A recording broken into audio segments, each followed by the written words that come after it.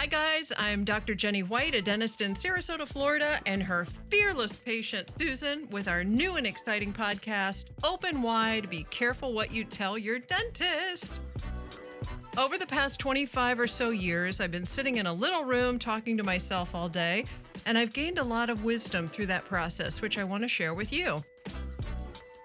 We are two women in our mid-whatevers who want to have fun and talk about our daily lives in a Seinfeld kind of way, although we admit we are far from Jerry Seinfeld in the humor department. We hope our podcast casts optimism and fearlessness to you, so you can remember that you can rise to the top, stay at the top, and dream bigger than you've ever imagined. So on the podcast today, the soup du jour is meditation and manifestation. I am so excited about this one because it's a roller coaster of great emotional clarity. I'm not someone that wants to be told how to do this, as everybody probably knows by now. I want to hear other stories and experiences about X, Y, and Z and laugh along the way. So let's dive in.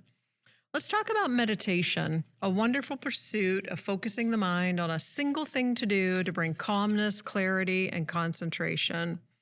For me, I've always felt like I'm more than a dentist. I'm more than someone who's trying to figure my life out. I'm more than a 20-year-old on a spiritual quest. I'm more than a small-town girl from West Virginia who was raised Southern Baptist. I'm more than a female trailblazer. I'm more than any of those one things. And this podcast is seemingly allowing me to put all the pieces of me together in a way that feels really amazing. And meditation is one of those pieces. So here's to learning about the subject I know the best, which is me. Lord, help us all. I don't know about you, Susan, but I first went down the path of meditation probably 25 years ago, and I can't remember who introduced me to it. Probably reading a lot of books, to be honest with you. I read Wayne Dyer early on. He wrote The Power of Intention, Change Your Thoughts, Change Your Life. I also read Eckhart Tolle, who wrote A New Earth. I read Deepak Chopra, The 7 Spiritual Laws of Success. I read Esther Hicks, who was more into your thoughts and emotions shape your reality. There is this dude, Ken Wilber, who was kind of like the Einstein of consciousness. I read his stuff. Ram Dass, of course. I thought it was so cool that he was a Harvard professor who got kicked out because of his spiritual stuff, and he went on this whole spiritual journey. He wrote Be Here Now, Letting Go of Past Regrets and Future Anxiety. There's also Sharon Salzberg, Jack Kornfield, Tara Brach, Joseph Goldstein, and Pema Chodron. Pema is in her late 80s currently, and she's a principal teacher at the Gampo Abbey, the first Tibetan Buddhist monastery in Nova Scotia. She wrote the books When Things Fall Apart and Start Where You Are. And then I even have found a Buddhist meditation teacher in New York City, and she also lives in the Hudson Valley, and I worked virtually with her, a little here and a little there. I did many retreats at Kripalu in New York and Esalen in Big Sur, California. They're just crunchy places that teach a lot of meditation. But I know one thing, I am my best after I've meditated. It's absolutely amazing to think of my mind as a wild horse that can be tamed. And my mind is a wild horse. It's always going.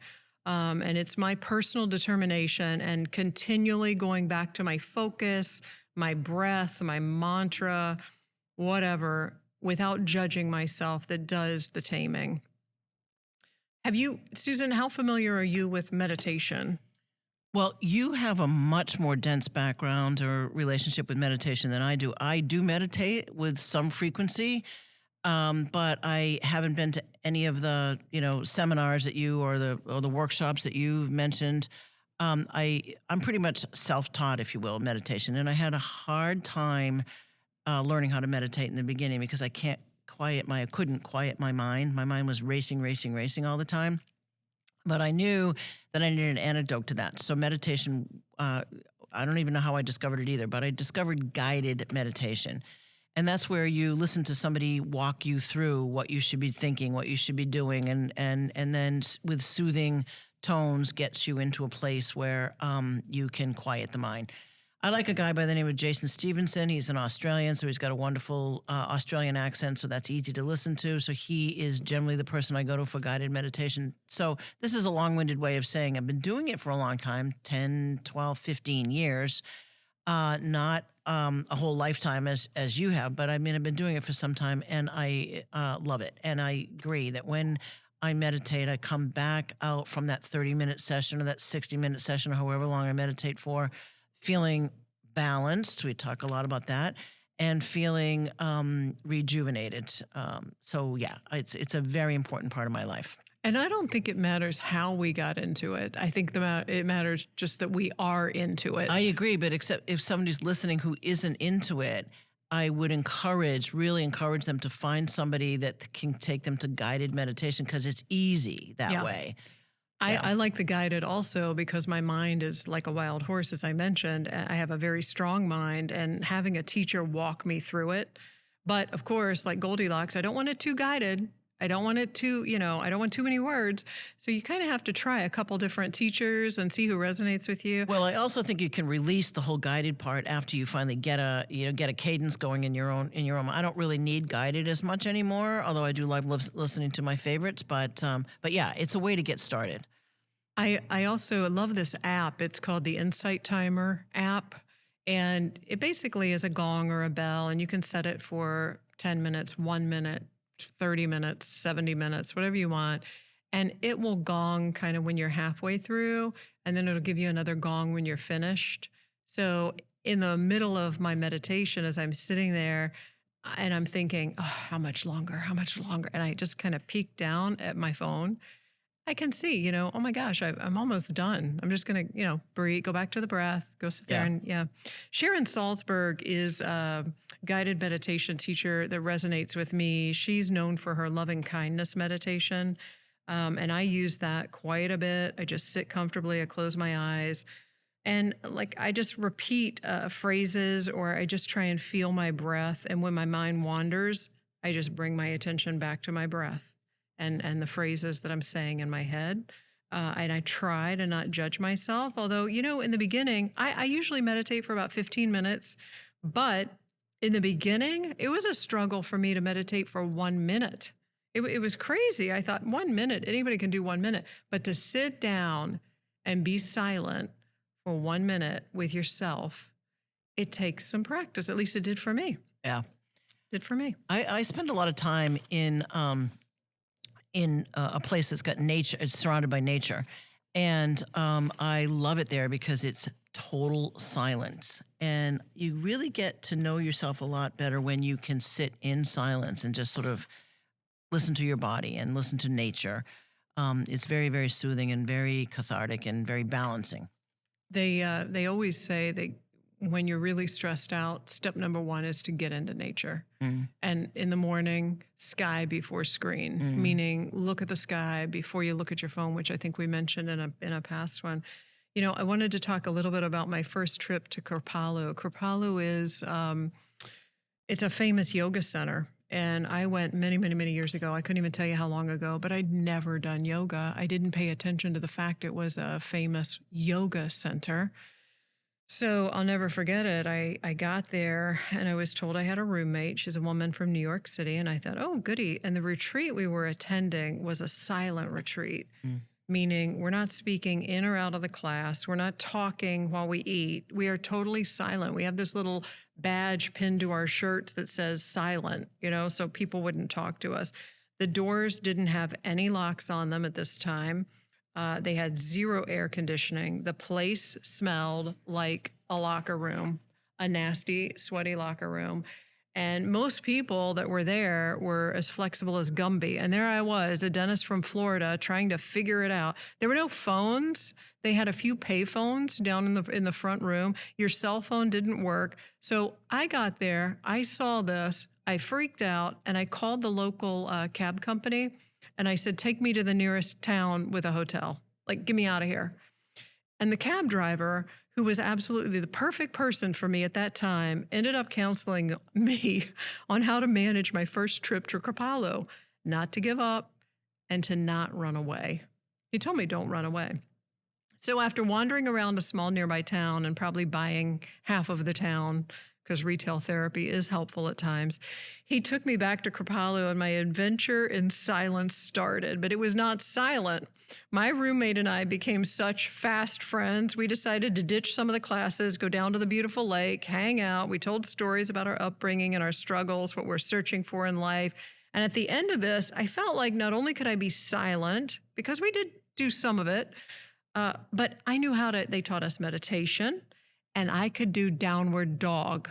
I mean, it was my first thing I ever learned as far as yoga goes at this yoga place.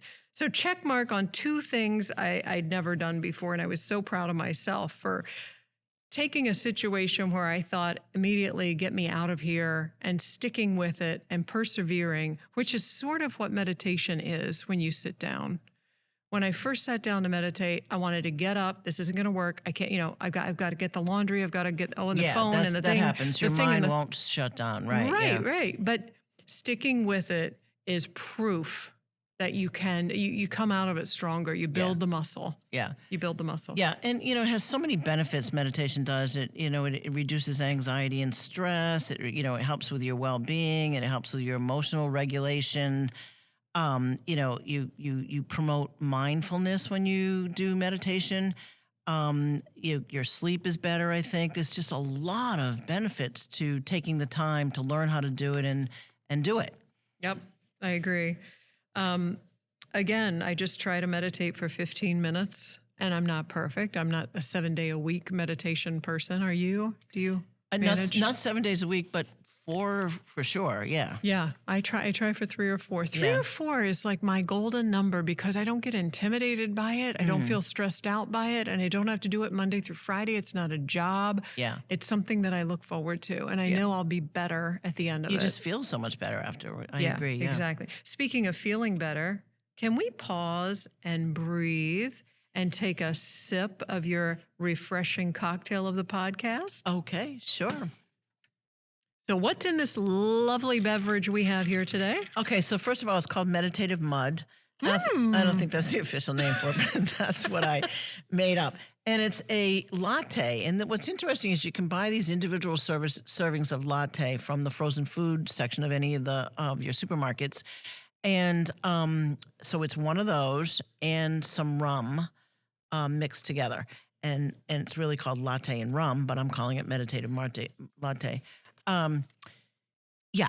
And the thing that's so nice about this coffee in this sleeve or this little single serving is that it's also got lion's mane in it. Lion's mane is a mushroom, and the mushroom that helps with brain focus. It helps with immune system.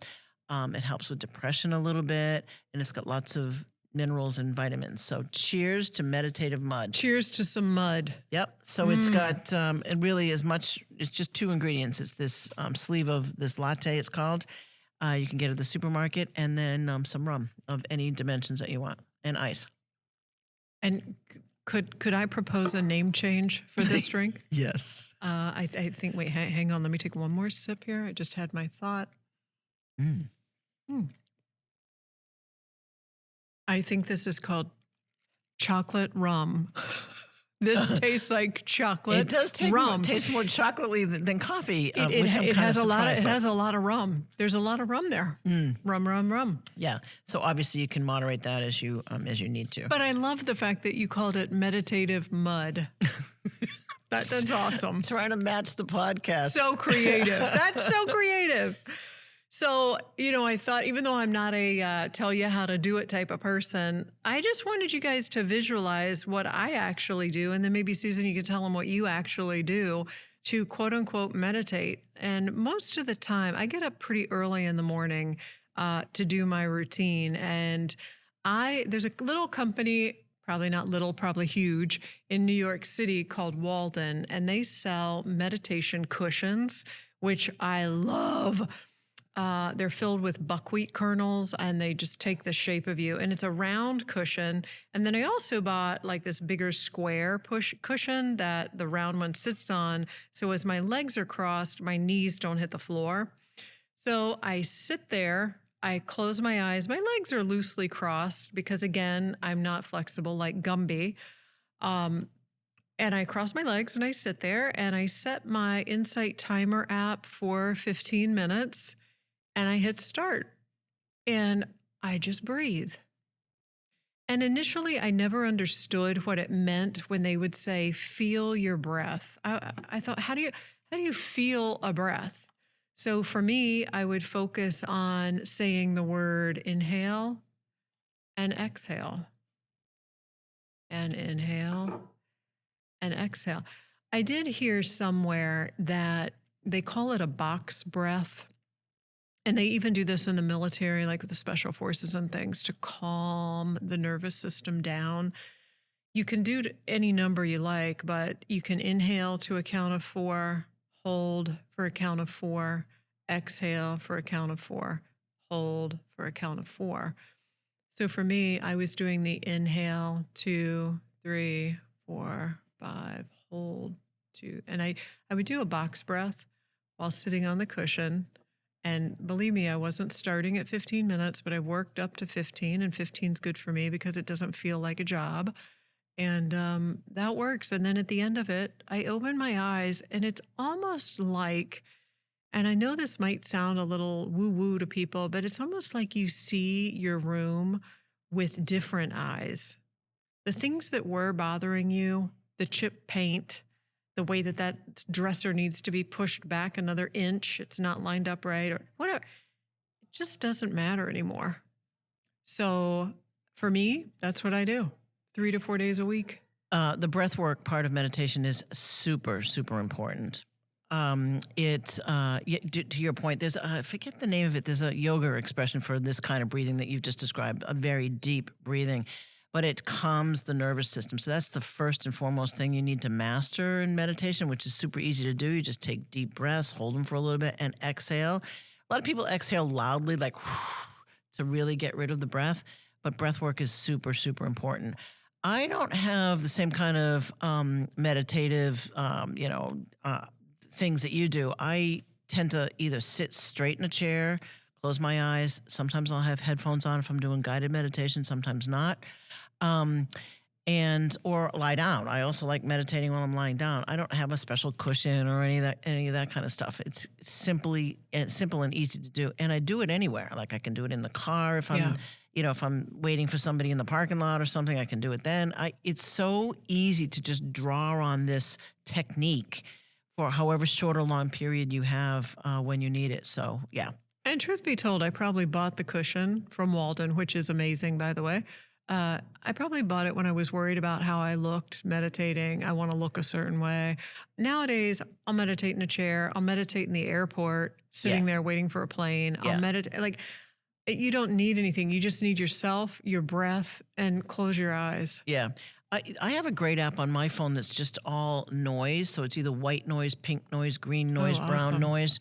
And it's a frequency that varies depending upon what color you choose, that blocks out anything else. So you can literally just put that on and meditate And on disappear. planes, in traffic, and disappear. Yeah, it's pretty cool. Isn't it interesting, though, Susan, after you meditate, how you see people in the airport reacting differently, how you see the world reacting differently, how your work stress, how your children stress, your dog stress, you just react differently to the stresses of life. Yeah, things don't matter quite as deeply as they did before you had the practice, that you, you're not as stressed. Right? And the other thing for me I've noticed is there came a point, and I don't know at what point, but after a few years of doing this, I looked forward to sitting down on that cushion. I looked forward. I wanted to clear my mind, or I wanted to have a session. I talked to my father who passed.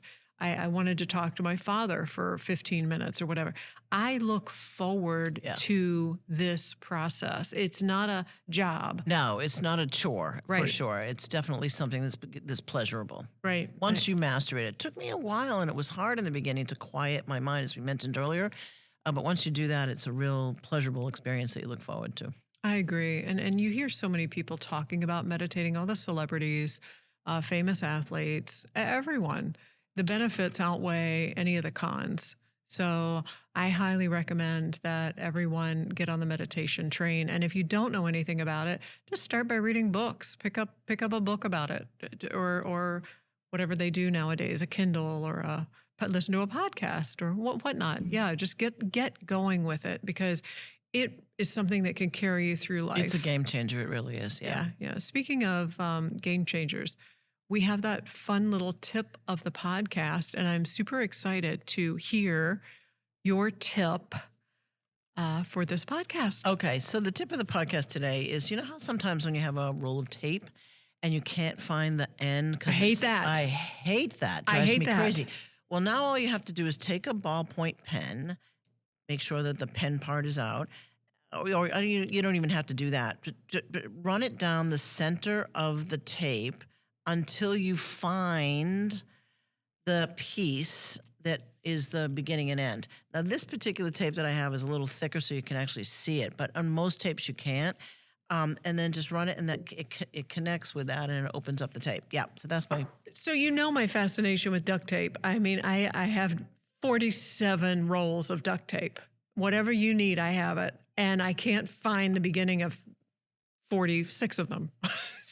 And I'm watching you run that pen. So just run it down the center. Yeah. You catch it and it easily opens. Yeah, this is amazing. Yeah. So that's Thank you. Tip of the day. Thank you. And also, Susan, we have a fun little game that we like to play with our words, which are in a little mug, which you got from me, called Be Careful or You'll End Up in My Podcast. And we just pull a word out and see what happens. Get our thoughts on that. So let's play the game. Okay, so mine is more than a word. Mine is foods that you want to spit out. So I don't have many foods that I don't like. I have an open palate. I'll try anything. I'm not really crazy about like anchovies or sardines or any of those small bony fishes. So that's something that I wouldn't necessarily gravitate to. I did try two foods one time that were very unusual that I would definitely, and one of them I definitely did spit out, and it was camel, if you can believe that. I know. Oh. That's a very unctuous, don't you love that word? Unctuous, fatty, like fleshy meat. Wow. And it was awful. I don't even know where I was, Asia or something. Camel Land. Camel Land where I tried it. The other is snake, which once you can get past the fact that it's a snake, actually tastes like chicken. So it wasn't that bad. But in the beginning, I thought, I'm going to spit this out. So those are my two choices. Did you knowingly order snake? So I was in a restaurant in China where one of the specialties and somebody brought me there, and one of the specialties of the house is snake. So being game that I am, I'm like, oh, I'll try the snake. But what I didn't realize is they bring the live snake to the table. What? And slice its throat at the table and then take it back and cook it. So, yeah, I wouldn't want to do that again. Wow, what an experience and what a visual. Yeah. What a visual for all our listeners. Yeah, I know, seriously. Well, on a 180-degree topic, my word is underwear. Of course I get this word. So underwear. And you know what I have to say about underwear? This is so funny because I just went to a meeting and I made the comment to BHT Tom, Better Half Tom, that this man that walked by us, I said, oh, definitely wears bikini briefs. And Tom looks at me and he goes, how did you know that this person wears bikini briefs? You can tell what kind of underwear people wear if they're in pants or slacks and they're walking, because you're going to see that crease on their mid-thigh for guys, if they're wearing like those short things. Or you'll see the briefs if it's just a conventional brief, or you can tell if they're wearing the bikini. And beyond that, I don't know what else there is, but I am telling, and probably vice versa for women, but I'm just telling you, you can tell. So be very cognizant when you choose your underwear. Okay, well, I'm never going to be able to walk through an airport again without checking everybody out. Thanks, Jenny. Yes. Oh my God, that's funny. Well, I definitely think that we are our thoughts. So if you can calm your thoughts down with meditation, and eventually we're going to have a podcast on manifestation, but if you can focus on what you want after that, it is an absolutely beautiful thing. This is an example of how we calmly rise to the top, stay at the top, and manifest dreams bigger than we've ever imagined. Let us know your thoughts on meditation, and please share this episode with friends and family. Namaste to everyone. Well, I want to thank you for listening, and I hope you guys enjoyed this podcast. If you did, please share the show with friends and family and subscribe to our YouTube channel. This way, you'll never miss weekly drops. Stay strong, dream big, and floss your teeth.